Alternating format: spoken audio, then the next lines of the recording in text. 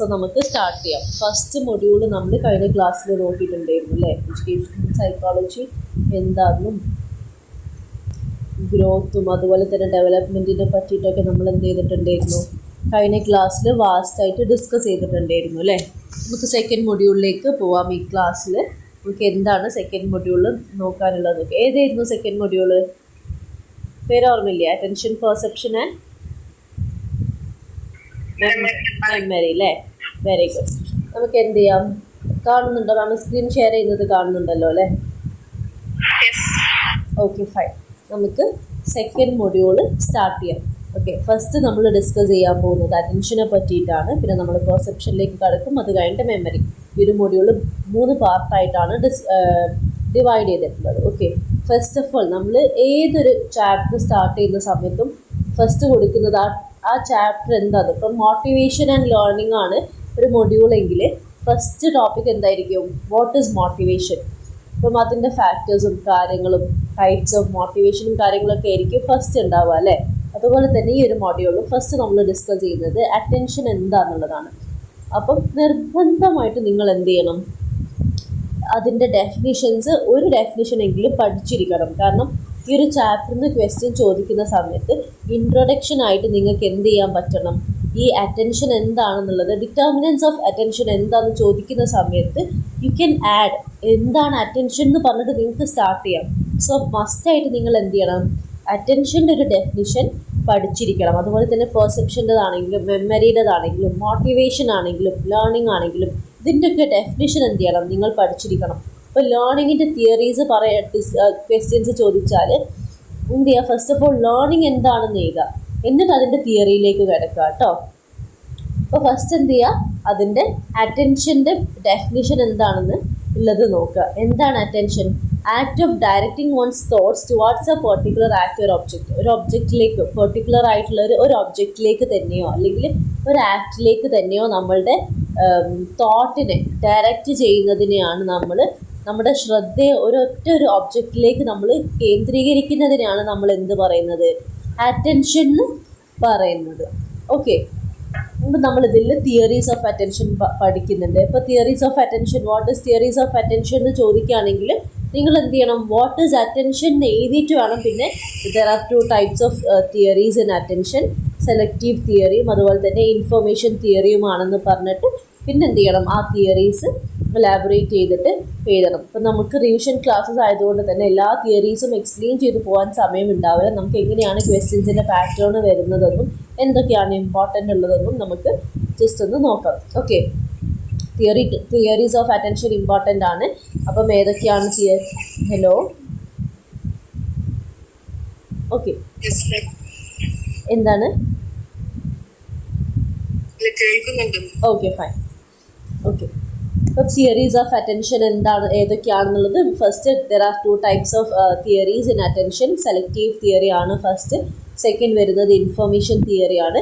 എന്നിട്ട് selective theory എടുത്തിട്ട് എന്ത് ചെയ്യുക? എക്സ്പ്ലെയിൻ ചെയ്ത് ഇൻഫർമേഷൻസ് തിയറിയും അതുപോലെ തന്നെ എക്സ്പ്ലെയിൻ ചെയ്ത്. പിന്നെ പറയുന്നതാണ് determinants of attention. Very important ആണ്. ഇതിൽ എക്സ്റ്റേണൽ ഫാക്ടേഴ്സും വരുന്നുണ്ട്, അതുപോലെ തന്നെ വേറെ എന്ത് വരുന്നുണ്ട്? ഇൻറ്റേർണൽ ഫാക്ടേഴ്സും വരുന്നുണ്ട്. എന്താണ് എക്സ്റ്റേണൽ ഫാക്ടേഴ്സ്? എന്താണ്? നമ്മളൊരു ഇൻഡിവിജ്വലിനെ പുറത്ത് നിന്ന് അട്രാക്റ്റ് ചെയ്യുന്ന കാര്യങ്ങളാണ് എന്ത്? നമ്മൾ അറ്റൻഷനെ എക്സ്റ്റേണലി പുറത്ത് നിന്ന്, നമ്മൾ വിത്തിൻ ദ ഇൻഡിവിജ്വൽ അല്ലാതെ പുറത്ത് നിന്ന് അട്രാക്റ്റ് ചെയ്യുന്ന കാര്യങ്ങൾ, നമ്മൾ അറ്റൻഷനെ അട്രാക്റ്റ് ചെയ്യുന്ന കാര്യങ്ങളെയാണ് നമ്മൾ എക്സ്റ്റേണൽ ഫാക്ടേഴ്സ് എന്ന് പറയുന്നത് അല്ലേ? അപ്പം അതിന് നമുക്ക് എന്തൊക്കെ പറയാനുണ്ട്? ഒരിപ്പം ഒബ്ജക്റ്റ് ആണെങ്കിൽ അതിൻ്റെ സൈസ്, ഇൻറ്റൻസിറ്റി, ചേഞ്ച്, അതുപോലെ തന്നെ കോൺട്രാസ്റ്റ്, കളേഴ്സിൻ്റെ ഒക്കെ കോൺട്രാസ്റ്റ് പറയാൻ പറ്റും. അതുപോലെ തന്നെ നൊവാലിറ്റി എന്ന് പറഞ്ഞാൽ എത്രമാത്രം ഇന്നോവേറ്റീവ് ആണ്. ഡിഫറെൻ്റ് ആയിട്ടുള്ള ഒബ്ജക്റ്റോ അല്ലെങ്കിൽ സിറ്റുവേഷനോ ആകുന്ന സമയത്ത് നമ്മൾ എന്ത് ചെയ്യും? ഇപ്പം നമ്മളിപ്പം ഫോർ എക്സാമ്പിൾ മാമ പറയുകയാണെങ്കിൽ ഒരു ആർട്സ് നടക്കുകയാണ്. അപ്പോൾ പ്രോഗ്രാമിൽ മൈം ഒരു പ്രോഗ്രാം നടന്നുകൊണ്ടിരിക്കുകയാണ്. അപ്പം അതിലെല്ലാവരും ഒരേ ഒരു തീമിലാണ് മൈം പ്രസൻറ്റ് ചെയ്യുന്നത്. അപ്പം ഒരാൾ എന്ത് ചെയ്യണം? അതിൽ ഒരു ചേഞ്ച് കൊണ്ടുവരികയാണ്. അപ്പം നമ്മളുടെ അറ്റൻഷൻ എന്ത് ചെയ്യും? അതിലേക്ക് ഇപ്പോൾ ജഡ്ജസിൻ്റെതാണെങ്കിലും ലൈക്ക് കാണാനിരിക്കുന്നവരുടേത് ആണെങ്കിലൊക്കെ അവരുടെ അറ്റൻഷൻ എന്ത് ചെയ്യും, അതിലേക്ക് പോകും അല്ലേ. ഇപ്പം നോവലിറ്റി കൊണ്ടുവരിക, അതായത് ഇന്നോവേറ്റീവായിട്ട് ഇപ്പം നമ്മളിപ്പം മറ്റെന്തെങ്കിലും ഒരു ഒബ്ജക്റ്റ് ഉണ്ടാക്കാൻ പറയാണ് കുട്ടികളെടുത്ത്. ഇപ്പോൾ സയൻസ് ഡേക്ക് എന്തെങ്കിലും ഒരു ഒബ്ജക്റ്റ് ഉണ്ടാക്കാൻ പറയാണ്, ഒരു ടോപ്പിക് കൊടുത്തിട്ട് ഇതിലൊരു ഒബ്ജക്റ്റ് ഉണ്ടാക്കണം എന്ന് പറയുന്ന സമയത്ത് എല്ലാവരും സെയിം കൈൻഡ് ഓഫ് തീമിലാണ് ഉണ്ടാക്കുന്നത്. ഒരാൾ ഇന്നോവേറ്റീവായിട്ടൊരു കാര്യം ചെയ്യുന്ന സമയത്ത് പെട്ടെന്ന് ജഡ്ജസിൻ്റെ അറ്റൻഷൻ എന്തിലേക്ക് പോകും, ആ ഒരു ഒബ്ജക്റ്റിലേക്ക് പോകും അല്ലേ. അതുപോലെ തന്നെ മൂവ്മെൻറ്റ്, ഒരു ഒബ്ജക്റ്റിൻ്റെ മൂവ്മെൻറ്റിലേക്ക് നമ്മളുടെ അറ്റൻഷൻ പോകും. അതുപോലെ തന്നെ റിപ്പീറ്റഡ് അപ്പിയറൻസ്, ഇപ്പോൾ നമ്മൾ ക്ലാസ് എടുത്ത സമയത്ത് പറഞ്ഞിട്ടുണ്ടായിരുന്നു നമ്മൾ അഡ്വർടൈസ്മെൻറ്റിൻ്റെ ഒക്കെ കാര്യം അല്ലേ. എന്തുകൊണ്ടാണ് ഈ boost is A secret of my energy എന്ന് നമ്മൾ ചെറുപ്പം മുതൽ ഇത്രയും കാലമായിട്ട് നമ്മൾ മൈൻഡിൽ ഉണ്ടാകുന്നത്? കാരണം റിപ്പീറ്റഡ്ലി ഇപ്പം അഡ്വർടൈസ്മെൻറ്റിലാണെങ്കിലും ഇപ്പം അതിൻ്റെ ആ ഒരു ബോക്സിലാണെങ്കിലും boost the secret of my energy എന്നുള്ളതൊരു മോട്ടോ ആയിട്ട് അതിലുണ്ടാവും അല്ലേ. അപ്പം ഇതിൻ്റെ ഒരു റിപ്പീറ്റഡ് അപ്പിയറൻസ്, നമ്മൾ റിപ്പീറ്റഡ് ആയിട്ട് ഇത് കണ്ടുകൊണ്ടേ ഇരിക്കുന്ന സമയത്ത് നമ്മളുടെ അറ്റൻഷൻ അത് പെട്ടെന്ന് ക്യാച്ച് ചെയ്യുന്നുണ്ട് അല്ലേ. അതുപോലെ തന്നെ സിസ്റ്റമാറ്റിക് ഫോം, നമ്മൾ ഒരു കാര്യം സിസ്റ്റമാറ്റിക് ആയിട്ട് നല്ല വെൽ ഓർഗനൈസ്ഡ് ആയിട്ട് നമ്മളിപ്പോൾ ഒരു പ്രോഗ്രാം കണ്ടക്ട് ചെയ്യുകയാണെങ്കിലും അല്ലെങ്കിൽ ഒബ്ജക്ട്സ് ഓർഗനൈസ് ചെയ്യുകയാണെങ്കിലും ലൈബ്രറിയുടെ എക്സാമ്പിൾ നമുക്ക് ലൈബ്രറി എടുത്ത് പറയാം. വെൽ ഓർഗനൈസ്ഡ് ആയിട്ടുള്ളൊരു ബുക്സൊക്കെ വൃത്തിക്ക് അറേഞ്ച് ചെയ്തിട്ടുള്ളൊരു ലൈബ്രറി ഒക്കെ ആണെങ്കിൽ നമ്മൾ എന്ത് ചെയ്യും, അറ്റൻഷൻ പെട്ടെന്ന് അത് അട്രാക്റ്റ് ചെയ്യും അല്ലേ. അപ്പം ഇതൊക്കെയാണ് എക്സ്റ്റേണൽ ഫാക്ടേഴ്സ് എന്ന് പറയുന്നത്. പിന്നെ പറയുന്നതാണ് ഇൻറ്റേർണൽ ഫാക്ടേഴ്സ്. എന്തൊക്കെയാണ് ഇൻറ്റേർണൽ ഫാക്ടേഴ്സ്? എന്താണ് ഇൻറ്റേർണൽ ഫാക്ടേഴ്സ്? വാട്ട് ഇസ് അറ്റൻഷനെ സംബന്ധിച്ചിടത്തോളം എന്താണ് ഇൻറ്റേർണൽ ഫാക്ടേഴ്സ്? എനിബഡി?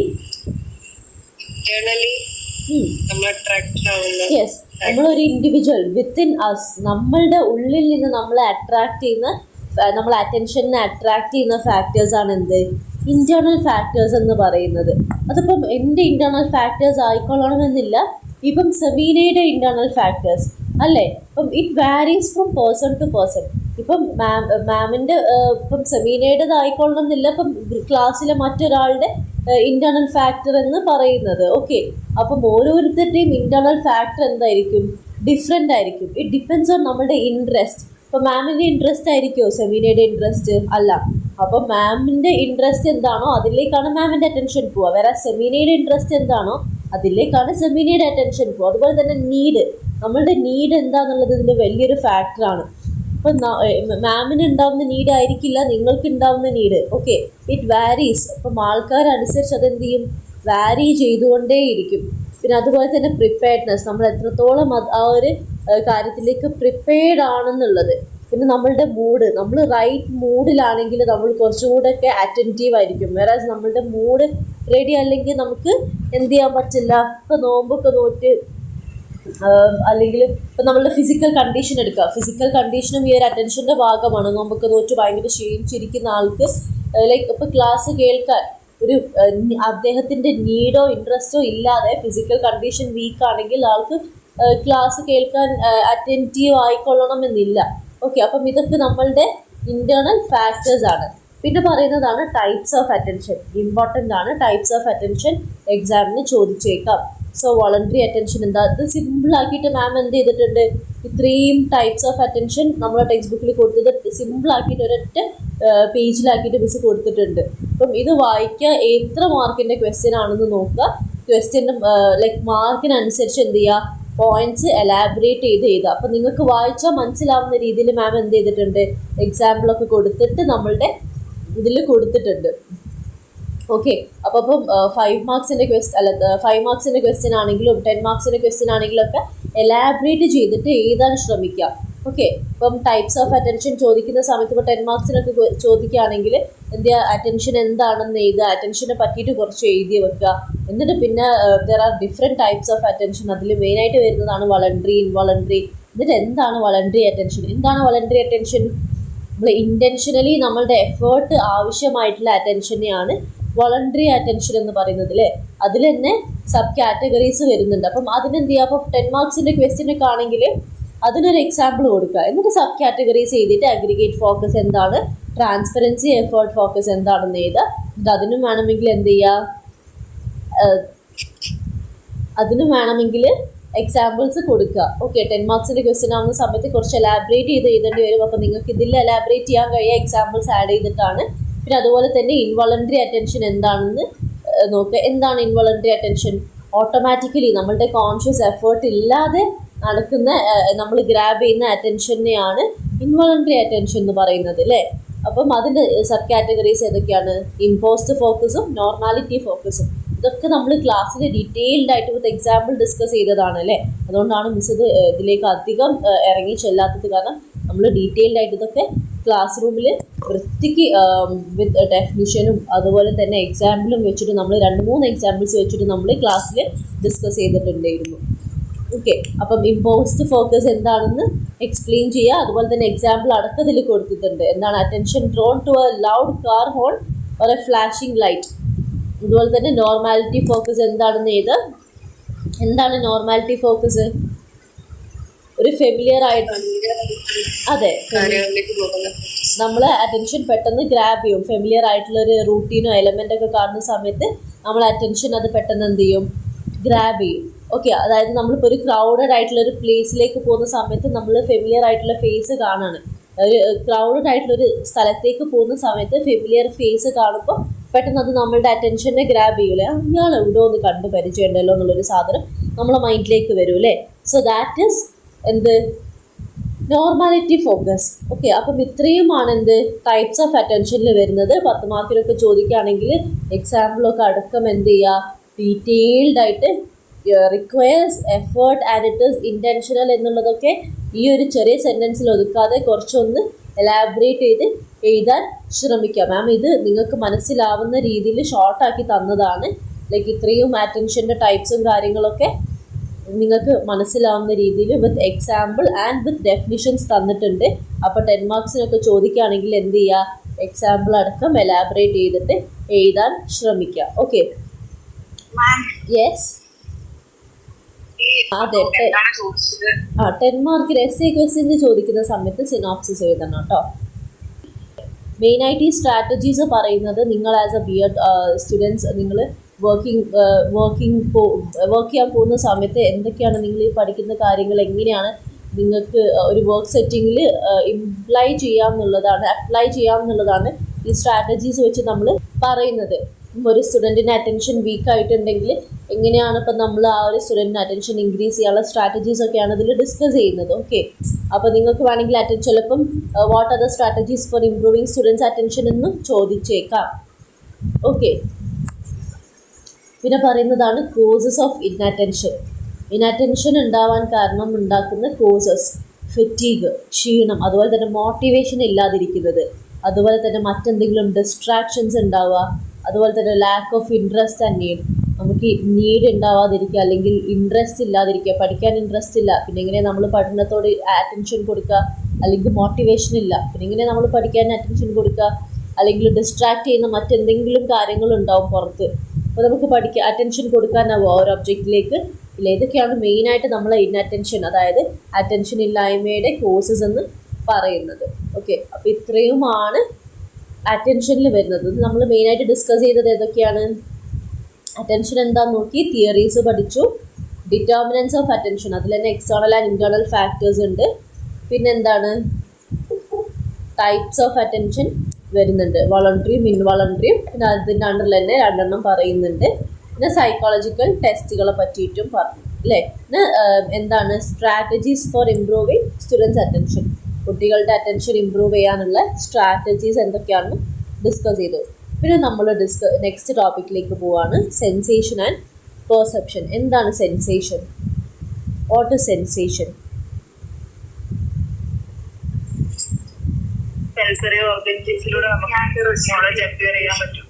യെസ്, നമ്മളുടെ സെൻസറി ഓർഗൻസിലൂടെ നമുക്ക് എന്ത് ചെയ്യാൻ പറ്റും? നോളജ് അക്വയർ ചെയ്യാൻ പറ്റും. അത് ആ ഒരു സെൻസറി ഓർഗൻസിലൂടെ നമ്മൾ അക്വയർ ചെയ്യുന്ന ഇൻഫർമേഷൻസ് അക്വയർ ചെയ്യുന്നത് കൊണ്ടാണ് നമുക്ക് പുറത്തുള്ളവരുമായിട്ട് എക്സ്റ്റേണലി എൻവയോൺമെൻറ്റുമായിട്ട് നമുക്ക് ഇൻട്രാക്ട് ചെയ്യാൻ പറ്റുന്നത് അല്ലേ. നമ്മൾ എന്ത് ചെയ്യാണ്?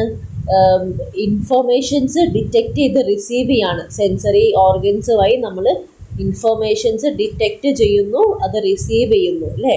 ഇതിനെയാണ് നമ്മൾ സെൻസേഷൻ എന്ന് പറയുന്നത് അല്ലേ. എന്താണ് പെർസെപ്ഷൻ? ഈ നമ്മൾ സെൻസ് ചെയ്യുന്ന കാര്യങ്ങൾക്ക് നമ്മൾ യെസ് എന്താണ് ഹലോ എന്താണ് പെർസെപ്ഷൻ? ധാരണ. നമ്മൾ സെൻസ് ചെയ്യുന്ന കാര്യങ്ങൾക്ക് നമ്മൾ എന്ത് ചെയ്യാണ്, ഒരു മീനിങ് കൊടുക്കുകയാണ്. യെസ്. ഇപ്പം മാമിൻ്റെ കൈ പെട്ടെന്ന് ചൂടുവെള്ളം വീണു, അപ്പം മാമിന് പെട്ടെന്ന് ചൂടായി. അപ്പം മാം യെസ് ചൂടുള്ളൊരു ഒബ്ജക്റ്റ് മാമിൻ്റെ കയ്യിലേക്ക് വന്നത് കൊണ്ടാണ് മാമിൻ്റെ ആ ഒരു ഫീലിംഗ് വന്നത് എന്നുള്ളൊരു മീനിങ് മാം കൊടുക്കുകയാണ്. ഓക്കെ, അതിനെയാണ് പെർസെപ്ഷൻ എന്ന് പറയുന്നത്. നമ്മൾ ഒരു കാര്യത്തെ സെൻസ് ചെയ്യുന്ന സമയത്ത് ആ സെൻസേഷന് നമ്മളൊരു മീനിങ് കൊടുക്കുന്നതിനെയാണ് പെർസെപ്ഷൻ എന്ന് പറയുന്നത് അല്ലേ.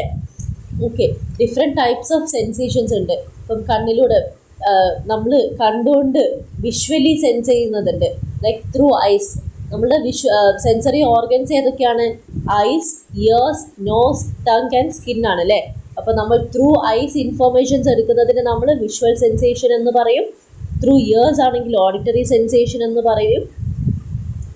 ത്രൂ നോസ് ആണെങ്കിൽ ഓൾഫാക്ടറി സെൻസേഷൻ എന്ന് പറയും. നോസ് വഴി നമ്മൾ എന്ത് ഇൻഫോർമേഷൻസ് എടുക്കുക? യെസ്, സ്മെൽ അല്ലേ. ടങ് വഴിയോ? ടേസ്റ്റ്. സ്കിന്ന് വഴിയോ? ടച്ചിങ്സും ഫീലും ഒക്കെ അല്ലേ ആണ്. അതിന് ടാക്ടൈൽ സെൻസേഷൻ എന്ന് പറയും. ടങ് ആണെങ്കിൽ ടേസ്റ്റ് സെൻസേഷനും നോസ് ഓൾഫാക്ടറി സെൻസേഷനുമാണ് കേട്ടോ. ഓക്കെ, പിന്നെ നമ്മൾ പെർസെപ്ഷനെ എഫക്റ്റ് ചെയ്യുന്ന ഫാക്ടേഴ്സിനെയാണ് നമ്മൾ പിന്നെ അതിൽ പറയുന്നത്. What is sensation, what is perception. ഇതിന് രണ്ടിൻ്റെയും ഒരു ലൈക്ക് പെർസെപ്ഷൻ എന്താണ്? സെൻസേഷൻ പ്ലസ് മീനിങ് ഓഫ് എന്താണ്? ഇമ്പോർട്ടൻ്റ് ആണ്. കാരണം സെൻസേഷനും പെർസെപ്ഷനും എന്ന് പറയുന്നത് അറ്റൻഷൻ പോലെ തന്നെ ഒരു ടോപ്പിക്കാണ് ഈ ഒരു മൊഡ്യൂൾ. അപ്പം വെരി ഇമ്പോർട്ടൻ്റ് ആണ് എന്ത്? സെൻസേഷനും പെർസെപ്ഷനും. അപ്പം സെൻസേഷൻ എന്താണെന്ന് പഠിച്ചു വെക്കുക, പെർസെപ്ഷൻ എന്താണെന്ന് പഠിച്ചു വെക്കുക. അപ്പോൾ സെൻസേഷനെ പറ്റി ചോദിക്കുകയാണെങ്കിൽ നിങ്ങൾ എന്ത് ചെയ്യുക? Depends on the mark. ഇപ്പം 5 മാർക്കിനൊക്കെ ആണെങ്കിൽ വിഷ്വൽ സെൻസേഷനും അതുപോലെ തന്നെ auditory sensation, olfactory sensation, taste, tactile ഇതിനെ പറ്റിയിട്ടൊക്കെ എന്ത് ചെയ്യുക? ഡിപ്പെൻഡിങ് അപ്പോൺ ദ മാർക്ക് നിങ്ങൾ എലാബറേറ്റ് ചെയ്ത് എഴുതണം. ഓക്കെ, മാം ഇത്രേ പഠിപ്പിച്ചിട്ടുള്ളൂ. ഇപ്പം what is types of sensation എന്ന് ചോദിക്കുന്ന സമയത്ത്, അല്ലെ what are sensory organs types ഒക്കെ ചോദിക്കുന്ന സമയത്ത് eyes visual sensation, ears auditory sensation, nose olfactory sensation, tongue taste sensation, skin tactile sensation. പക്ഷെ വന്നത് എത്ര മാർക്കിനാ? 5 മാർക്കിന്. മിസ് ഇത്രേ പഠിപ്പിച്ചിട്ടുള്ളൂ, അല്ലെങ്കിൽ ഇത്രയും നോട്ട്സിലുള്ളൂ എന്നുള്ളൊരു ധാരണയിൽ എന്ത് ചെയ്യരുത്, നിങ്ങൾ ഇരിക്കരുത്. കാരണം നിങ്ങളൊക്കെ ഡിഗ്രിയും പി ജിയും കഴിഞ്ഞിട്ട് BEd പഠിക്കുന്ന കുട്ടികളാണ് അല്ലേ. അപ്പം എന്താണ് നിങ്ങളിപ്പം ഫ്രം ഒരു 6th സ്റ്റാൻഡേർഡ് മുതൽ നിങ്ങൾ എന്താണ് വിഷ്വൽ സെൻസേഷൻ്റെ ഡ്യൂട്ടി എന്താണ് എന്നുള്ളതൊക്കെ പഠിക്കുന്നതാണ് അല്ലേ. അപ്പം മാം ക്ലാസ് എടുത്ത സമയത്ത് ഇത് എലാബറേറ്റ് ചെയ്ത് പറഞ്ഞു തന്നിട്ടുണ്ട്. എന്താണ് നമ്മൾ ഐസിൻ്റെ ഡ്യൂട്ടി എന്താണ്, എന്ത് ഇൻഫർമേഷൻസ് ആണ് നമ്മൾ കളക്ട് ചെയ്തത്, എങ്ങനെയാണ് നമ്മൾ അതിന് പെർസീവ് ചെയ്യുന്നത്, എങ്ങനെയാണ് മീനിങ് കൊടുക്കുന്നത് എന്നുള്ളതൊക്കെ ക്ലാസ് എടുത്ത സമയത്ത് പറഞ്ഞിട്ടുണ്ട്. അപ്പം ഡിപ്പെൻഡിങ് അപ്പോൺ ദ മാർക്ക് നിങ്ങൾ എന്ത് ചെയ്യണം?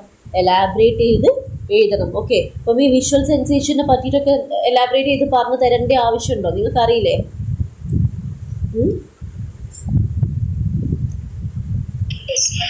ഓക്കെ, പിന്നെ പറയുന്നതാണ് പെർസെപ്ഷനെ എഫക്റ്റ് ചെയ്യുന്ന ഫാക്ടേഴ്സ്.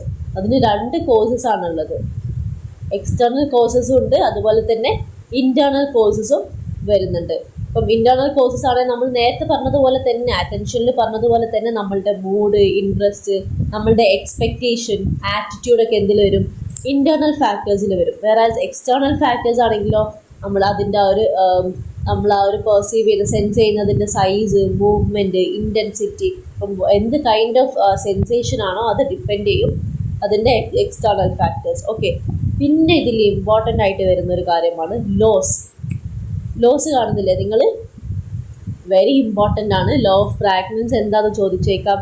ചിലപ്പം ഇത് ഒബ്ജക്റ്റീവ് ടൈപ്സ് ഓഫ് ക്വസ്റ്റ്യൻസിൽ MCQയിലും ചോദിച്ചേക്കാം കേട്ടോ. ഇതിപ്പം ഇതിൻ്റെ ഡെഫിനിഷൻ കൊടുത്തിട്ട് what kind of law is this എന്നുള്ളത്, what kind of perception is this എന്നുള്ളത് ചോദിച്ചേക്കാം. അപ്പോൾ പറയും ലോ ഓഫ് ഫ്രാഗ്മെൻറ്റ്സ് ആണോ, പ്രോക്സിമിറ്റി ആണോ, സിമിലാരിറ്റി ആണോ, ക്ലോഷർ ആണോ എന്നുള്ളതൊക്കെ ചോദിക്കും. അപ്പോൾ നിങ്ങൾ വേണം ഐഡൻറ്റിഫൈ ചെയ്യാൻ എന്താണ് ലോ ഓഫ് ഫ്രാഗ്മെൻറ്റ്സ് എന്താണ്. ഈ പിക്ചർ തന്നെ ക്ലിയർ ആവും അല്ലേ എന്താണ് ലോ ഓഫ് ഫ്രാഗ്മെൻറ്റ്സ് എന്നുള്ളത്.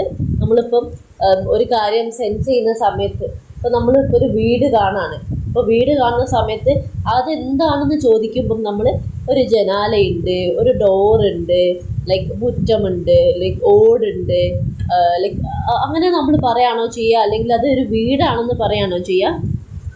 അതിൻ്റെ ഹോൾനെസ്സിലേക്കാണ് അല്ലേ പെട്ടെന്ന് നോക്കുക.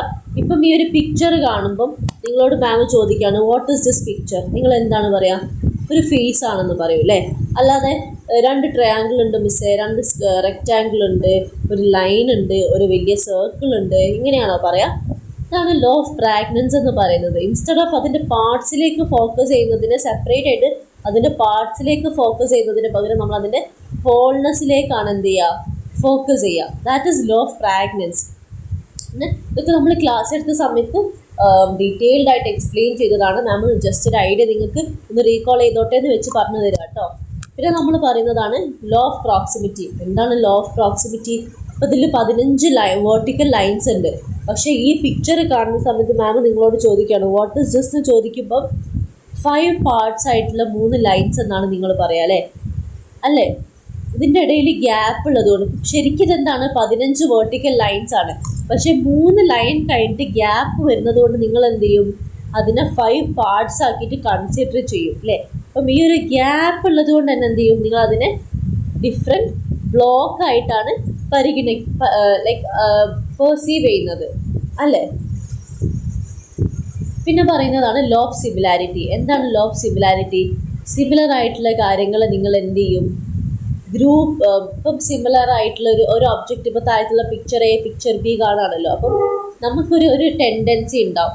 ഇപ്പോൾ ഗ്രൂപ്പ് ചെയ്യുന്ന സമയത്ത് സിമിലർ ആയിട്ടുള്ള കാര്യങ്ങളെ ഒരു ഗ്രൂപ്പിൽ ഇൻക്ലൂഡ് ചെയ്യാനുള്ള ഒരു ടെൻഡൻസി ഇൻഡിവിജ്വൽസിന് ഉണ്ടാവും. അതിനെയാണ് നമ്മൾ ലോ ഓഫ് സിമിലാരിറ്റി എന്ന് പറയുന്നത്. That we tend to group things together in our mind if the look similar. അപ്പം ഈ പിക്ചർ മാം ചോദിക്കുക എന്തൊക്കെയാണ് ഈ പിക്ചറിലുള്ളത്. നിങ്ങൾ അതേപോലെ 3 സ്ക്വയർ, 3 സർക്കിള്, 3 ട്രയാങ്കിൾ അല്ലേ. അതായത് ഒരു സ്ക്വയർ, ഒരു സർക്കിൾ, ഒരു ട്രയാങ്കിൾ, താഴെയും ഒരു സ്ക്വയർ, ഒരു സർക്കിൾ, ഒരു ട്രയാങ്കിൾ, ഇങ്ങനെ പറയുന്നതിലുപരി നിങ്ങൾ 3 സ്ക്വയറും 3 സർക്കിളും 3 ട്രയാങ്കിളും ഇങ്ങനെ പറയും അല്ലേ. നിങ്ങൾ സിമിലർ തിങ്സിനെ ഗ്രൂപ്പായിട്ടാണ് നിങ്ങൾ എന്ത് ചെയ്യുക, പ്രസൻറ്റ് ചെയ്യുക. അതാണ് ലോ ഓഫ് സിമിലാരിറ്റി എന്ന് പറയുന്നത്. പിന്നെ പറയുന്നതാണ് ലോ ഓഫ് ക്ലോഷർ. എന്താണ് ലോ ഓഫ് ക്ലോഷർ? ഇപ്പം നമുക്ക് ഈ പിക്ചറിൽ തന്നെ കാണുന്നുണ്ട്, ഇപ്പം ഒരുപാട് ഒബ്ജക്ട്സ് കൊടുത്തിട്ടുണ്ട്, പക്ഷെ ഇതിൻ്റെ ഇടയിലൊക്കെ ഗ്യാപ്പ് ഉണ്ട്. അപ്പോൾ മാം ഫസ്റ്റത്തത് താഴെയുള്ള ഒബ്ജക്റ്റ് എന്താണെന്ന് ചോദിച്ചാൽ, താഴെയുള്ള ഫസ്റ്റ് ഒബ്ജക്റ്റ് എന്താണെന്ന് ചോദിച്ചാൽ കുറച്ച് ഷേപ്സ് മാത്രമേ ഉള്ളൂ. പക്ഷെ നിങ്ങൾക്ക് എല്ലാവർക്കും അറിയാം അതൊരു ഫുട്ബോൾ ആണെന്നുള്ളത് അല്ലേ. അപ്പോൾ നിങ്ങൾ എന്ത് ചെയ്യും, അതിൻ്റെ ഗ്യാപ്സിനെ ഫില്ല് ചെയ്തുകൊണ്ടായിരിക്കും, ആ ഒരു ഇൻകംപ്ലീറ്റ് ഇമേജിലെ ഗ്യാപ്സിനെ ഫില്ല് ചെയ്തുകൊണ്ടായിരിക്കും എന്ത് ചെയ്യുക, പെർസീവ് ചെയ്യുന്നത്. പിന്നെ next one is a fish. ഫിഷിൻ്റെ ഇടയിൽ എന്താണ്, ജസ്റ്റ് രണ്ട് ഷേപ്സും പിന്നെ കുറച്ച് വെർട്ടിക്കൽ ലൈൻസാണ് വരുന്നത്. പക്ഷെ നിങ്ങൾ കാണുന്ന സമയത്ത് അതിൻ്റെ ഗ്യാപ്സ് ഫില്ല് ചെയ്തിട്ട് നിങ്ങളതൊരു ഫിഷാണെന്ന് പെർസീവ് ചെയ്യുന്നു. പിന്നെ കാണുന്നതാണ് ഒരു എയറോപ്ലെയിൻ അല്ലേ. അത് എയറോപ്ലെയിനാണെന്ന് നമുക്ക് എങ്ങനെയാണ് പറയുക, കുറച്ച് ഷേപ്സ് മാത്രമേ അതിലുള്ളൂ. ആ ഒരു ഷേപ്സ് ഓർഗനൈസ് ചെയ്ത് നമ്മൾ അതിൻ്റെ ഗ്യാപ്സിനെ ഇഗ്നോർ ചെയ്യുന്ന സമയത്ത്, അല്ലെങ്കിൽ ഗ്യാപ്സ് ഫില്ല് ചെയ്യുന്ന സമയത്ത് നമുക്ക് എന്ത് ചെയ്യാൻ പറ്റും, അതൊരു എയറോപ്ലെയിൻ ആണെന്ന് പെർസീവ് ചെയ്യാൻ പറ്റും അല്ലേ. പിന്നെ പറയുന്നതാണ് ലോസ് ഓഫ് കണ്ടിന്യൂറ്റി. എന്താണ് ലോ ഓഫ് കണ്ടിന്യൂറ്റിയിൽ പറയുന്നത്? We tend to perceive elements in a way that follows a smooth continuous path rather than seeing them as disjointed separate. അതായത് എക്സാമ്പിൾ ആയിട്ട് പറയുകയാണെങ്കിൽ 2 ലൈൻസ് നമ്മൾ കാണാണ്, അതായത് 2 ഒബ്ജക്റ്റിനെ ഇന്ററപ്റ്റ് ചെയ്യുന്ന 2 ലൈൻസിനെ നമ്മൾ ചെയ്യുന്നുണ്ട്, എന്നാൽ പോലും നമ്മളതൊരു കണ്ടിന്യൂയിങ് ആയിട്ടുള്ളൊരു ലൈനായിട്ടാണ് നമ്മൾ എന്ത് ചെയ്യുന്നത്, ഇത്രയുമാണ് ലോസ് വരുന്നത്. എത്ര ലോസ് ആണുള്ളത്? ലോ ഓഫ് ഫ്രാഗ്നൻസ് വരുന്നുണ്ട്, പ്രോക്സിമിറ്റി വരുന്നുണ്ട്, സിമിലാരിറ്റി വരുന്നുണ്ട്, ക്ലോഷർ, കണ്ടിന്യൂറ്റി അല്ലേ. പിന്നെ ഇതിൽ മറ്റൊരു ഇമ്പോർട്ടൻ്റ് ആയിട്ടുള്ളൊരു പോർഷനാണ് എറേഴ്സ് ഇൻ പെർസെപ്ഷനിൽ ഉണ്ടാവുന്ന എറേഴ്സ് അല്ലേ. ഇതിൽ നമ്മൾ ഹാലുസിനേഷനൊക്കെ പഠിച്ച സമയത്ത് മാം ക്ലാസ് എടുക്കുന്ന സമയത്ത് മാം കുതിരവട്ടത്ത് പോയ സമയത്ത് ഹാലുസിനേറ്റഡ് ആയിട്ടുള്ള പേഷ്യൻസിനെ കണ്ടതും അവിടുത്തെ എക്സ്പീരിയൻസ് ഒക്കെ ഷെയർ ചെയ്തിട്ടുണ്ടായിരുന്നു അല്ലേ. നിങ്ങൾക്ക് ഓർമ്മ ഉണ്ടാവുമെന്ന് വിചാരിക്കുന്നു. 2 ടൈപ്സ് ഓഫ് എറേഴ്സ് ആണുള്ളത് പെർസെപ്ഷനിൽ. ഇൻഡ്യൂഷനും അതുപോലെ തന്നെ എന്താണ് ഹാലുസിനേഷനുമാണ് 2 ടൈപ്സ് ഓഫ് എറേഴ്സ് എന്ന് പറയുന്നത്. അപ്പം ഇല്യൂഷൻ എന്ന് പറഞ്ഞാൽ എന്താണ്? ഒരു എക്സ്റ്റേണൽ സ്റ്റിമുല ഇല്ലാതെ നമുക്ക് ഒരു ഇൻഡിവിജ്വലിൽ ഉണ്ടാകുന്ന ഫാൾസ് പെർസെപ്ഷൻ ആണ്. നമ്മളിപ്പോൾ ഒരു കാര്യം പെർസീവ് ചെയ്യാണ്, അപ്പം അത് നമ്മൾ തെറ്റായിട്ട് പെർസീവ് ചെയ്യാണ്. പക്ഷെ ആ തെറ്റായിട്ട് പെർസീവ് ചെയ്യുന്നത് എക്സ്റ്റേണൽ ആയിട്ടുള്ള ഒരു സ്റ്റിമുലൈൻ്റെ ഒക്കറൻസ് കൊണ്ടല്ല, പക്ഷെ അല്ലാതെ തന്നെ നമ്മൾ എന്ത് ചെയ്യാണ്, ഇത് തെറ്റായിട്ട് പെർസീവ് ചെയ്യുകയാണ്. ഇതിനാണ് ഹാലുസിനേഷൻ എന്ന് പറയുന്നത്. ഈ ഹാലുസിനേഷൻ കൂടുതലും സൗണ്ട് കുറവാണ്. ഇപ്പോഴോ കേൾക്കുന്നുണ്ടോ? ഓക്കെ. അപ്പം ഹാലുസിനേഷൻ കൂടുതലും മെൻ്റൽ ഹെൽത്ത് ഡിസോർഡേഴ്സ്, അതുപോലെ തന്നെ ന്യൂറോളജിക്കൽ കണ്ടീഷൻസും അതുപോലെ സബ്സ്റ്റൻസ് യൂസ് ചെയ്തിട്ടൊക്കെ ഉണ്ടാകുന്ന ഡിസോർഡേഴ്സ് ഒക്കെ ഉള്ള പേഷ്യൻസിലാണ് കൂടുതൽ ഹാലുസിനേഷൻസ് കാണുന്നത്. 2 ടൈപ്സ് ഓഫ് ഹാലുസിനേഷൻ ആണുള്ളത്. വിഷ്വൽ ഹാലുസിനേഷനും ഉണ്ട്, അതുപോലെ തന്നെ ഓഡിറ്ററി ഹാലുസിനേഷനും ഉണ്ട്. എന്താണ് ഈ വിഷ്വൽ ഹാലുസിനേഷൻ എന്ന് പറയുന്നത്? കാണാത്ത കാര്യങ്ങൾ കണ്ടു എന്ന് പറയുന്നതിനാണ്, അല്ലെ കണ്ട കാര്യങ്ങൾ കണ്ടില്ല എന്ന് പറയുന്നതിനാണ്. കാണാൻ കഴിയുന്ന കാര്യങ്ങളെ കണ്ടില്ല എന്ന് പറയുന്നതിനാണ് വിഷ്വൽ ഹാലുസിനേഷൻ എന്ന് പറയുന്നത്.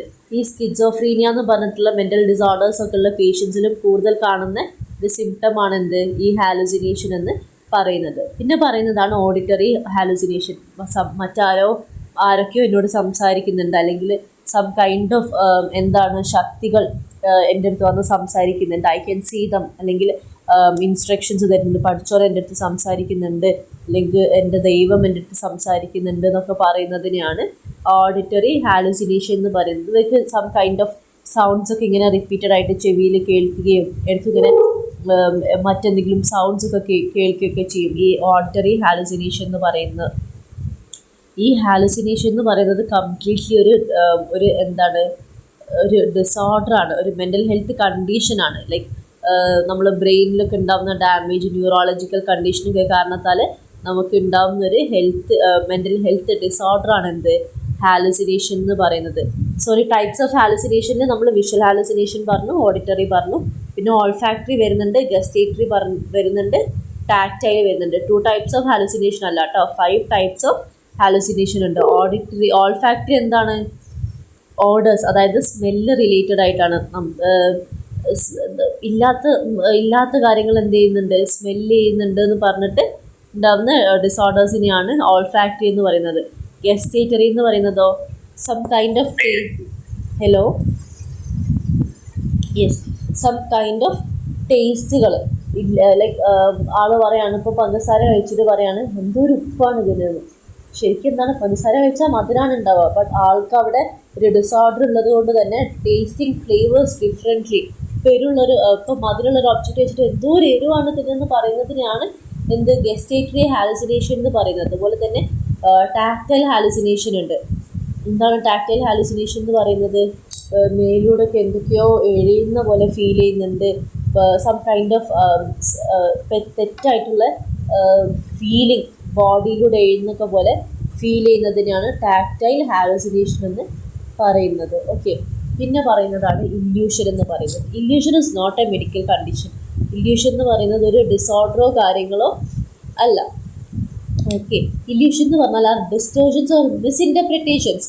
ഒരു എക്സ്റ്റേണൽ സ്റ്റിമുലായി കാരണത്താൽ നമുക്ക് ഉണ്ടാകുന്ന മിസ്ഇൻ്റർപ്രിറ്റേഷനെയാണ് ഇല്യൂഷൻ എന്ന് പറയുന്നത്. ഓക്കെ. നമ്മളിപ്പം ഇൻകറക്റ്റ്ലി ഒരു കാര്യത്തെ പെർസീവ് ചെയ്യാം. അപ്പോൾ എന്തുകൊണ്ടായിരിക്കാം? ഒരു എക്സ്റ്റേണൽ ഫാക്ടറിൻ്റെ പ്രസൻസ് കൊണ്ടായിരിക്കാം എന്ത് ചെയ്യുന്നത്?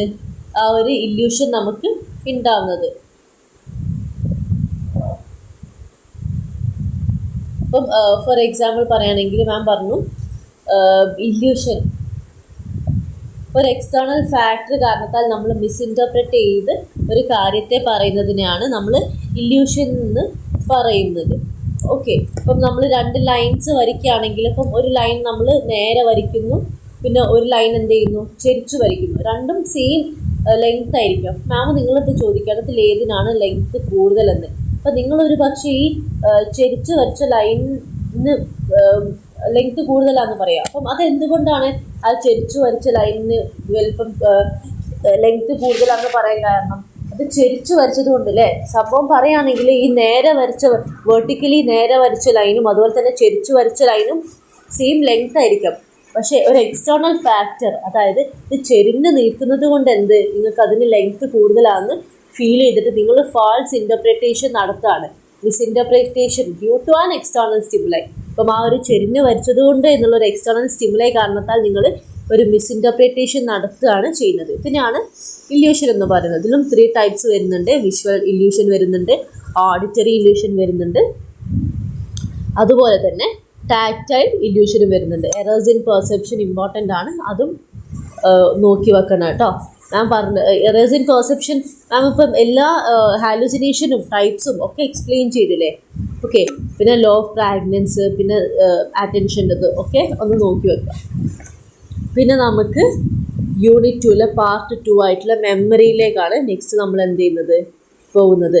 അപ്പോൾ ഫസ്റ്റ് മാം പറഞ്ഞ പോലെ എന്ത് ചെയ്യുക, ഒരു ഡെഫിനിഷൻ പഠിച്ചു വെക്കുക. വാട്ട് ഈസ് മെമ്മറി, അല്ലെ ടൈപ്സ് ഓഫ് മെമ്മറി എന്താണെന്ന് ചോദിക്കുന്ന സമയത്ത് ആദ്യം വാട്ട് ഈസ് മെമ്മറി എന്നുള്ളത് എന്ത് ചെയ്യുക, എലാബറേറ്റ് ചെയ്ത് ഡെഫിനിഷൻ വെച്ച് നിങ്ങൾക്ക് എഴുതാൻ കഴിയണം.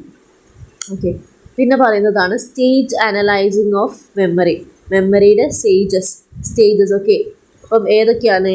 എൻകോഡിങ് വരുന്നുണ്ട്, സ്റ്റോറേജ് വരുന്നുണ്ട്, റിട്രീവൽ വരുന്നുണ്ട്. എന്താണ് എൻകോഡിംഗ് എന്ന് പറയുന്നത്? Process of converting. ഇപ്പം സെൻസറി ഇൻപുട്സിനെ നമ്മൾ എന്ത് ചെയ്യാണ്, മെമ്മറിയിലേക്ക് കൺവേർട്ട് ചെയ്യുന്നതിനെയാണ് എൻകോഡിംഗ് എന്ന് പറയുന്നത്. അതിന് നമ്മളെ മെമ്മറിയിൽ നമ്മൾ സ്റ്റോർ ചെയ്യുന്നതിന്, ഈ എൻകോഡ് ചെയ്തിട്ടുള്ളതിന് നമ്മളെ ഇൻഫോർമേഷൻസിനെ മെയിൻറ്റെയിൻ ചെയ്തിട്ട് നമ്മൾ സ്റ്റോർ ചെയ്യുന്നതിനാണ് സ്റ്റോറേജ് എന്ന് പറയുന്നത്. പിന്നെ ഇതിന് ആവശ്യമുള്ളപ്പം തിരിച്ച് bringing back stored informations into consciousness, അതിനെയാണ് നമ്മൾ എന്ത് ചെയ്യുന്നത്, റിട്രൈവൽ എന്ന് പറയുന്നത്. ഓക്കെ, ഇതിൽ മെയിനായിട്ട് പഠിക്കാനുള്ളത് stages of memory, 3 types of memory പറയുന്നുണ്ട്, പിന്നെ സ്ട്രാറ്റജീസ് ഫോർ ഇംപ്രൂവിങ് മെമ്മറിയുമാണ് ഇതിൽ മെയിനായിട്ട് നമുക്ക് പഠിക്കാനുള്ളത്. ഓക്കെ, പിന്നെ നിങ്ങളുടെ ഒരുപാട് പേരുടെ ടെക്സ്റ്റ് ബുക്കിൽ ഫങ്ഷൻസ് ആൻഡ് ഇമ്പോർട്ടൻസ് ഓഫ് മെമ്മറിയും അതുപോലെ തന്നെ ഫാക്ടേഴ്സ് ഇൻഫ്ലുവൻസിങ് മെമ്മറിയൊക്കെ കൊടുത്തിട്ടുണ്ട്. ബട്ട് ഐ തിങ്ക് നമ്മളുടെ സിലബസിൽ മെമ്മറിക്ക് കൊടുത്തത് മീനിങ് പഠിക്കാനുണ്ട്. Types of memory and strategies for improving മെമ്മറിയുമാണ് സിലബസിലുള്ളത് കേട്ടോ. അപ്പോൾ നിങ്ങൾ എന്ത് ചെയ്യുക, മെമ്മറി പ്രോസസ്സൊക്കെ നിങ്ങളുടെ ടെക്സ്റ്റ് ബുക്കിൽ പലരുടെയും ടെക്സ്റ്റ് ബുക്കിൽ കൊടുത്തിട്ടുണ്ട്. അപ്പോൾ ജസ്റ്റ് ഒന്ന് ഇഗ്നോർ ചെയ്യരുത്, വായിച്ചു പോവുക. എന്തെങ്കിലും ക്വസ്റ്റ്യൻസ് ചോദിക്കുകയാണെങ്കിൽ നിങ്ങൾക്ക് എന്ത് ചെയ്യുക, ആൻസറബിൾ ആയിരിക്കണം. ഓക്കെ, അപ്പം നമ്മൾ സ്റ്റേജസ് ഓഫ് മെമ്മറി പറഞ്ഞു. പിന്നെ types of memory very very important ആണ്. ഒന്നുമില്ല, sensory memory, short term memory and long term മെമ്മറിയാണ് 3 ടൈപ്സ് ഓഫ് മെമ്മറി എന്ന് പറയുന്നത്. സെൻസറി മെമ്മറി എന്ന് പറയുന്നത് like for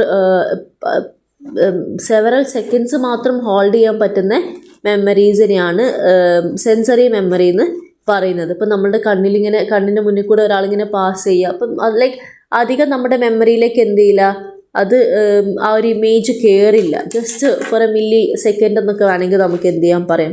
short term memory എന്ന് പറയുന്നത് എന്താണ്, 20 to 30 സെക്കൻഡ്സ് ആണ് ഈ ഒരു ഷോർട്ട് ടേം മെമ്മറിയിൽ നമ്മളുടെ ഒരു ഒബ്ജക്ട്സ് ഉണ്ടാവുക. Like almost an average of 7 items ആണ് ഈ ഒരു 20 to 30 സെക്കൻഡ്സിൽ നമുക്ക് ഹോൾഡ് ചെയ്യാൻ പറ്റുക. ഫോർ എക്സാമ്പിൾ പറയുകയാണെങ്കിൽ ഫോൺ നമ്പർ റിമെമ്പർ ചെയ്യുന്നത് അല്ലേ, ഫോൺ നമ്പർ ഓർത്ത് വെക്കുന്നത് നമ്മൾക്കിപ്പം, അല്ലെങ്കിൽ ഒ ടി പിസ് നിങ്ങൾ എന്ത് ചെയ്യും, മെസ്സേജസിൽ നിന്ന് ടൈപ്പ് ചെയ്യാൻ കീബോർഡിലേക്ക് ഓർത്ത് വെക്കുക. ഫോർ ഒരു 20 to 30 സെക്കൻഡ്സ് നിങ്ങൾ എന്ത് ചെയ്യും, ഓർത്ത് വെക്കും അല്ലേ. ഇതൊക്കെ നമ്മളുടെ ഷോർട്ട് ടേം മെമ്മറിയിലേക്കാണ് പോകുന്നത്. പിന്നെ പറയുന്നതാണ് long term memory. Long term memory എന്ന് പറയുന്നത് ഈ ഷോർട്ട് ടേം മെമ്മറിയിലുള്ള കാര്യങ്ങൾ നമ്മൾ എന്ത് ചെയ്യാണ്, ലോങ് ടേമിലേക്ക് ത്രൂ പ്രാക്ടീസും അതുപോലെ തന്നെ നമ്മളിതിനെ റിന്യൂ ചെയ്തിട്ട് ലോങ് ടേം മെമ്മറിയിലേക്ക് പാസ് ചെയ്യുന്നതിനെയാണ് ലോങ് ടേം മെമ്മറി എന്ന് പറയുന്നത്. Types of long term memory ഉണ്ട്. Explicit, episodic, semantic, implicit, procedure and priming and conditioning ആണ് എന്ത് ലോങ് ടേം മെമ്മറിയിലെ ടൈപ്സ് എന്ന് പറയുന്നത്. അതൊക്കെ ഒന്ന് ഗോ ത്രൂ ചെയ്യണം കേട്ടോ. പിന്നെ functions and importance of memory ma'am ഇതിൽ കൊടുത്തത് കൊണ്ട് നിങ്ങൾക്കൊന്ന് പറഞ്ഞു തരാം. എന്താണ് ഫങ്ഷൻസ്? ലേണിംഗ് മെമ്മറിയുടെ ഒരു ഇമ്പോർട്ടൻറ്റ് ഫങ്ഷനാണ്. അതുപോലെ തന്നെ ഐഡൻറ്റിറ്റി, ആൾക്കാരുടെ മുഖം ഓർത്ത് വെക്കാനും ഐഡൻറ്റിറ്റിക്ക് വേണ്ടിയിട്ടൊക്കെ. പ്രോബ്ലം സോൾവിങ്, ഒരു പ്രോബ്ലം സോൾവ് ചെയ്യാൻ വേണ്ടിയിട്ടൊക്കെ നമുക്ക് എന്താണ്, മെമ്മറി ഇമ്പോർട്ടൻ്റ് ആണ് അല്ലേ. ലൈക്ക് നമ്മൾ ഫ്രം ദ പാസ്റ്റ് എക്സ്പീരിയൻസും നമ്മളുടെ ഡിസിഷൻ മേക്കിങ്ങിനൊക്കെ എന്ത് ചെയ്യും, മെമ്മറി നല്ല രീതിയിൽ നമ്മൾ പണ്ട് ഇപ്പം സിമിലർ ആയിട്ടുള്ളൊരു പ്രോബ്ലം വന്നിട്ടുണ്ട്, അപ്പം നമ്മൾ എങ്ങനെയായിരുന്നു ഡിസിഷൻ എടുത്തിട്ടുണ്ടായിരുന്നു, എങ്ങനെയായിരുന്നു അത് സോൾവ് ചെയ്തിട്ടുണ്ട് എന്നുള്ളതൊക്കെ നോക്കിയിട്ട് എന്ത് ചെയ്യാൻ പറ്റും, നമുക്ക് ആ ഒരു പ്രോബ്ലത്തെ ഫേസ് ചെയ്യാൻ പറ്റും. പിന്നെ സോഷ്യൽ ഇൻട്രാക്ഷൻ എന്താണ്, നമ്മൾ ആൾക്കാരുടെ പേര് റീകോൾ ചെയ്യാനും ഫേസ് റീകോൾ ചെയ്യാനും അതുപോലെ തന്നെ പാസ്റ്റ് ഇൻറ്ററാക്ഷൻ, പണ്ടുണ്ടായിരുന്ന ഇൻറ്ററാക്ഷനൊക്കെ നിങ്ങൾക്ക് സ്ക്രീന് കാണുന്നുണ്ടല്ലോ അല്ലേ, ഷെയർ ചെയ്തിട്ടുള്ളത്? ഇപ്പൊ പോയതാണ് അല്ലേ? ഓക്കെ, ഷെയർ ചെയ്യാം കേട്ടോ.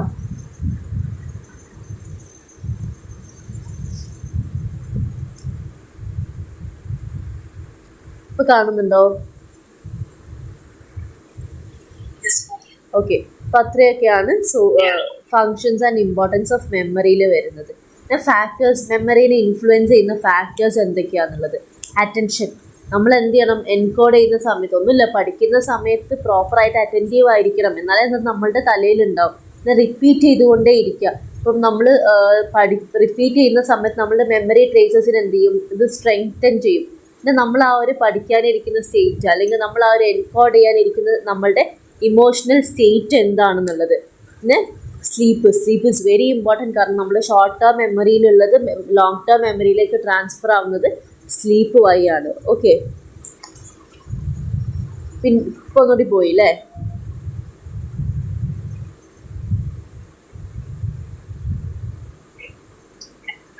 കാണുന്നുണ്ടോ? പിന്നെ അതുപോലെ തന്നെ നമ്മളുടെ ഹെൽത്തും എന്താണ് മെമ്മറിയെ എഫക്റ്റ് ചെയ്യുന്ന ഒരു ഇൻഫ്ലുവൻസ് ചെയ്യുന്ന ഒരു ഇമ്പോർട്ടൻറ്റ് ഫാക്ടറാണ്. പിന്നെ മെമ്മറി പ്രോസസ്സ് എന്താണ്? മെമ്മറി പ്രോസസ്സ് പറയുന്നുണ്ട്. അതിൽ കൺസോളിഡേഷൻ, റീകൺസോളിഡേഷൻ ആൻഡ് ഫോർഗെറ്റിംഗ് ആണ് പറയുന്നത്. എന്താണ് കൺസോളിഡേഷൻ? നമ്മുടെ ഷോർട്ട് ടേം മെമ്മറിയിലുള്ള കാര്യങ്ങൾ ലോങ് ടേം മെമ്മറിയിലേക്ക് ട്രാൻസ്ഫോം ചെയ്യുന്ന പ്രോസസ്സിനെയാണ് കൺസോളിഡേഷൻ എന്ന് പറയുന്നത്.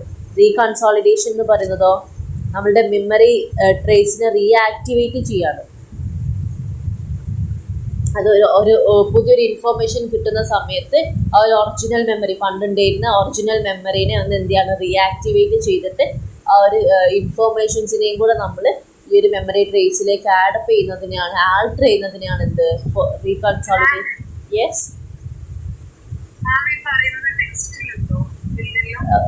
ഒരു ടെക്സ്റ്റ് ബുക്കിൽ ഈ നിങ്ങളുടെ ആരുടെയും ടെക്സ്റ്റ് ബുക്കിൽ അതെ, ഒരു ടെക്സ്റ്റ് ബുക്കിൽ ഈ ഇൻഫർമേഷൻസ് ഒക്കെ കൊടുത്തിട്ടുണ്ട്, ഈ നോട്ട്സ് ഒക്കെ എന്ത് ചെയ്തിട്ടുണ്ട്? കൊടുത്തിട്ടുണ്ട്. ഓക്കെ, പക്ഷെ നമ്മുടെ സിലബസിൽ മെമ്മറി പ്രോസസ്സ് ഒന്നുമില്ല. സിലബസിൽ മെയിനായിട്ടുള്ളത് ടൈപ്സ് ഓഫ് മെമ്മറീസും സ്റ്റേജസ് ഓഫ് മെമ്മറീസും അതുപോലെ തന്നെ സ്ട്രാറ്റജീസ് ഫോർ ഇംപ്രൂവിങ് മെമ്മറിയുമാണ്. അതുകൊണ്ട് അത് ടെക്സ്റ്റിലില്ല എന്ന് ആലോചിച്ചിട്ട് നിങ്ങൾ ടെൻഷൻ അടിക്കേണ്ട. ബട്ട് മെമ്മറി പ്രോസസ്സൊക്കെ പഠിച്ചു വെക്കുന്നത് എന്തായിരിക്കും? നല്ലതായിരിക്കും. അതുകൊണ്ടാണ് മാം എന്ത് ചെയ്തിട്ടുള്ളത്? PDF ഇൻക്ലൂഡ് ചെയ്തിട്ടുള്ളത്. ഓക്കെ, പിന്നെ പറയുന്നതാണ് ഫോർഗെറ്റിംഗ്. എന്താണ് ഫോർഗെറ്റിംഗ്? നമ്മുടെ മെമ്മറി ഓവർ ടൈം ആയിട്ട് നമ്മൾ മറന്നു പോകണം. അത് റിപ്പീറ്റ് ചെയ്ത് നമ്മൾ പഠിച്ചിട്ടില്ലെങ്കിൽ അതിന് മറന്നു പോകുന്നതിനാണ് എന്ത്? ഫോർഗെറ്റിംഗ്. യൂസ് ചെയ്യാത്ത മെമ്മറീസൊക്കെ പതുക്കെ മറന്നു പോകുന്നതിനെയാണ് ഫോർഗെറ്റിംഗ് എന്ന് പറയുന്നത്. പിന്നെ പറയുന്നതാണ് strategies for improving memory. Very important ആണ്, നമ്മുടെ സിലബസിൻ്റെ ഒരു പാർട്ടാണ്. അപ്പം എന്തൊക്കെയാണ് നമ്മൾ മെമ്മറി ഇംപ്രൂവ് ചെയ്യാൻ നമുക്ക് യൂസ് ചെയ്യാൻ പറ്റുന്ന സ്ട്രാറ്റജീസ് എന്നുള്ളത് എന്ത് ചെയ്യണം? ഗോ ത്രൂ ചെയ്യണം. ആക്റ്റീവ് ലേണിംഗ് ഉണ്ട്, ഓർഗനൈസേഷൻ ഉണ്ട്, വിഷ്വലൈസേഷൻ ഉണ്ട്, അതുപോലെ തന്നെ റിപ്പിറ്റേഷൻ ആൻഡ് പ്രാക്ടീസ്. പല പുസ്തകങ്ങളിലും പല സ്ട്രാറ്റജീസ് ആയിരിക്കും കേട്ടോ കൊടുത്തിട്ടുണ്ടാവുക. എന്ന് വെച്ചിട്ട് മാം പറയുന്നത് എൻ്റെ ബുക്കിൽ ഇല്ലല്ലോ എന്ന് വിചാരിക്കേണ്ട. ഈ മെമ്മറീസ് ഇംപ്രൂവ് ചെയ്യാനുള്ള സ്ട്രാറ്റജീസ് ആണ്. അപ്പോൾ ഒരുപാട് സ്ട്രാറ്റജീസ് ഉണ്ടാവും. അപ്പോൾ നിങ്ങളുടെ ബുക്കിൽ കൊടുത്തിട്ടുള്ളതും സം കൈൻഡ് ഓഫ് സ്ട്രാറ്റജീസ് ആയിരിക്കും. അതുകൊണ്ട് അത് പഠിക്കാനില്ലാത്തതല്ല എന്നല്ല, നിങ്ങൾക്ക് വേണമെങ്കിൽ അതും റെഫർ ചെയ്തിട്ട് ഏതാണോ നിങ്ങൾക്ക് കൺവീനിയൻ്റ് ആയിട്ട് പഠിക്കാൻ കഴിയുന്നത് നോക്കിയിട്ട് എന്ത് ചെയ്യാം? പഠിക്കാം. അതുപോലെ തന്നെ റിപ്പിറ്റേഷൻ ആൻഡ് പ്രാക്ടീസ്. റിപ്പീറ്റ് ചെയ്ത് പ്രാക്ടീസോടെ എന്ത് ചെയ്യുക? മെമ്മറി നിലനിർത്തുക. അതുപോലെ തന്നെ ന്യൂമോണിക്സ് എന്ന് പറയുന്നത് എന്താണ്? റൈംസും സോങ്സും ഒക്കെ ആയിട്ട് എന്ത് ചെയ്യുക? പഠിക്കാൻ ശ്രമിക്കുക. നമ്മൾ ചെറുപ്പത്തിലൊക്കെ പഠിച്ചിട്ടുണ്ടാവും അല്ലേ? നമ്മളിപ്പം ABCD തന്നെ, ABCDEFG എന്ന് നമ്മൾ എന്ത് ചെയ്യാണ്? ഒരു റൈം പോലെ പാടി പഠിക്കുന്നത് എന്തുകൊണ്ടാണ്? നമ്മളുടെ മെമ്മറിയിൽ അത് ഇപ്പോഴും. അല്ലാതെ നിങ്ങൾ ഒരു ദിവസം ക്ലാസ്സിൽ പോകുന്ന സമയത്ത് ABC പഠിക്കും, നെക്സ്റ്റ് ഡേ ബാക്കി DEF പിന്നെ GHI എന്ന് പഠിക്കുന്ന സമയത്ത് നമ്മളുടെ മെമ്മറിയിൽ അത് നിൽക്കാൻ ചാൻസ് കുറവായിരിക്കും. വേറാസ് നമ്മളുടെ LKG പഠിക്കുന്ന ടീച്ചേഴ്സ് അതൊരു റൈം പോലെ ABCDEFGHIJKLMNP ഒക്കെ എന്താണ്? ഒരു റൈമിലേക്ക് അവർ അഡ്ജസ്റ്റ് ചെയ്താണ് അല്ലേ? പിന്നെയും റിപ്പീറ്റ് ചെയ്യാണ്. LMNPQRSTUVWXYZ. ഇത് ഈ റൈം പോലെ പഠിച്ചതുകൊണ്ട് നമ്മൾ എന്ത് ചെയ്യുന്നുണ്ട്? സ്റ്റിൽ ആ ഒരു അപ്പോൾ നമ്മൾ എച്ച് കഴിഞ്ഞിട്ട് ഏതാ ലെറ്റർ എന്ന് ചോദിക്കുന്ന സമയത്ത് പെട്ടെന്ന് നമ്മളെ മെമ്മറിയിലേക്ക് വരില്ല. അപ്പോൾ നിങ്ങൾ പാടാൻ തുടങ്ങും ABCDEFGHI. ഐ ആണ് എച്ച് കഴിഞ്ഞിട്ട് എന്നുള്ളത് അല്ലേ. അപ്പം ആ ഒരു റൈം പോലെ നമ്മൾ പഠിച്ചതുകൊണ്ട് നമ്മളെ മൈൻഡിൽ എന്ത് ചെയ്യുന്നുണ്ട്, ഇപ്പോഴും ആ ലെറ്റേഴ്സ് പിന്നെ കൊള്ളുന്നുണ്ട് അല്ലേ. പിന്നെ പറയുന്നതാണ് അസോസിയേഷൻ. അസോസിയേഷനിൽ തന്നെ ലിങ്കിങ് ഇൻഫർമേഷനും ലോക്കി മെത്തേഡും വരുന്നുണ്ട്. ഓക്കെ, പിന്നെയാണ് life style and health strategies. Healthy diet follow ചെയ്യണം, റെഗുലർ എക്സസൈസ് വേണം, അതുപോലെ തന്നെ വേണ്ടത്ര സ്ലീപ്പും എന്ത് ചെയ്യണം. കൺസോളിഡേഷൻ, മെമ്മറി കൺസോളിഡേഷന്, അതായത് ഷോർട്ട് ടേം മെമ്മറിയിൽ നിന്നും ലോങ് ടേം മെമ്മറിയിലേക്കുള്ള ട്രാൻസ്ഫറിങ് ആണ് എന്ത് മെമ്മറി കൺസോളിഡേഷൻ എന്ന് പറയുന്നത്. അപ്പം അതിന് എന്താ അത്യാവശ്യമാണ്, ക്വാളിറ്റി സ്ലീപ്പ് അത്യാവശ്യമാണ്. അതുപോലെ തന്നെ സ്ട്രെസ് മാനേജ്മെൻറ്റ്, മെൻ്റൽ സ്റ്റിമുലേഷനൊക്കെ എന്താണ് സ്ട്രാറ്റജീസ് ഫോർ ഇംപ്രൂവിങ് മെമ്മറിയാണ്. അതിൽ ലൈഫ് സ്റ്റൈൽ ആൻഡ് ഹെൽത്ത് സ്ട്രാറ്റജീസിൽ വരുന്നതാണ്. പിന്നെ പറയുന്നതാണ് എൻവയോൺമെൻറ്റൽ ആൻഡ് കണ്ടക്സ്റ്റൽ സ്ട്രാറ്റജീസ്, അതായത് ഡിസ്ട്രാക്ഷൻസ് ഒഴിവാക്കുക, കണ്ടക്സ്റ്റൽ ലേണിംഗ് കൊണ്ടുവരിക, അത് റെഗുലർ റിവ്യൂ, നമ്മൾ പഠിച്ച കാര്യങ്ങൾ റെഗുലറായിട്ട് റിവ്യൂ ചെയ്തുകൊണ്ടേയിരിക്കുക. പിന്നെ റിയൽ ലൈഫ് ആപ്ലിക്കേഷൻ, നമ്മളെ മെമ്മറിയിലുള്ള കാര്യങ്ങൾ അല്ലെങ്കിൽ പഠിക്കുന്ന കാര്യങ്ങളായിക്കോട്ടെ റിയൽ ലൈഫിൽ അപ്ലൈ ചെയ്യാൻ ശ്രമിക്കുക. ഓക്കെ, പിന്നെ നമുക്ക് ഈ മെമ്മറീസ് അസസ് ചെയ്യാൻ പറ്റുന്ന ആപ്സ്, സ്ട്രാറ്റജി, ടെക്നോളജി റിലേറ്റഡ് ആയിട്ടുള്ള സ്ട്രാറ്റജീസ് ആണ് പറയുന്നത്. മെമ്മറി ആപ്സ് ഉണ്ടാവും, അതായത് ഫ്ലാഷ് കാർഡ്സും നോട്ട് ടേക്കിംഗ് ആപ്സ് ഒക്കെ ഉണ്ടാവും നമ്മുടെ മെമ്മറി നിലനിർത്താനൊക്കെ വേണ്ടിയിട്ടുള്ള. അതുപോലെ തന്നെ ഓഡിയോ വിഷ്വൽ എയ്ഡ്സും ഉണ്ട്. അപ്പം ഇത്രയുമാണ് നമ്മുടെ മെമ്മറിയിൽ വരുന്നത്. അപ്പം ഇമ്പോർട്ടൻ്റ് ആയിട്ട് സിലബസിലുള്ളത് മെമ്മറിയുടെ മീനിങ്, പിന്നെ ഈ ടൈപ്സ് ഓഫ് മെമ്മറി, പിന്നെ സ്റ്റേജസ് ഓഫ് മെമ്മറി. എന്ത് ചെയ്യണം, മെമ്മറി എന്താണെന്ന് ചോദിച്ചാലും നിങ്ങൾക്ക് ഇപ്പോൾ ഒരു 5 മാർക്സിനൊക്കെ ചോദിക്കുകയാണെങ്കിൽ സ്റ്റേജസ് ഓഫ് മെമ്മറി, അതായത് എൻകോഡിങ്, സ്റ്റോറേജ്, റിട്രീവൽ എഴുതണം.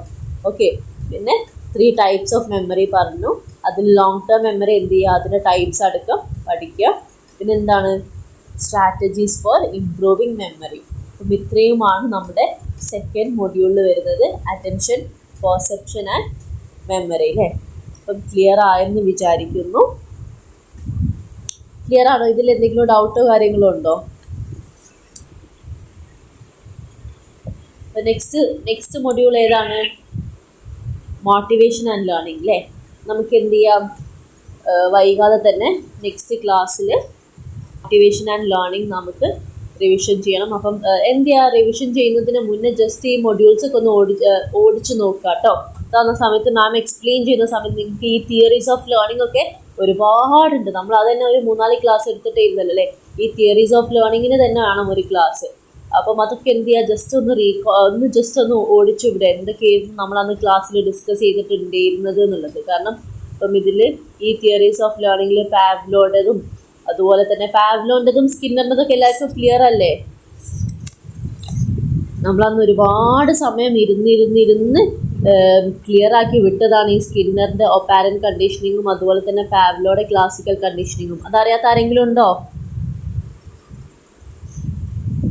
എന്ത് ചെയ്യുക, ക്ലാസ് തുടങ്ങുന്നതിന് മുന്നേ ജസ്റ്റ് അതൊക്കെ ഒന്ന് ഓടിച്ചു വിടുക കേട്ടോ. കാരണം അത് നമുക്ക് റിവിഷൻ ക്ലാസ്സിലെല്ലാം കൂടെ എക്സ്പ്ലെയിൻ ചെയ്യാന്ന് പറയുന്നത് പ്രാക്ടിക്കലി പോസിബിൾ ആയിരിക്കില്ല. കാരണം ഈ പാവ്ലോയുടേതും സ്കിന്നറിൻ്റെതൊക്കെ എക്സ്പ്ലെയിൻ ചെയ്യാൻ തന്നെ നമുക്കൊരു 1 hour വേണ്ടി വരും. അപ്പോൾ ജസ്റ്റ് എന്താണെന്നുള്ളതൊക്കെ എന്ത് ചെയ്യുക, ജസ്റ്റ് ഒന്ന് ഓടിച്ചു വിടുക. എന്നിട്ട് നമുക്ക് എന്ത് ചെയ്യാം, നെക്സ്റ്റ് ക്ലാസ്സിൽ 3rd മൊഡ്യൂൾ സ്റ്റാർട്ട് ചെയ്യാം. ഓക്കെ.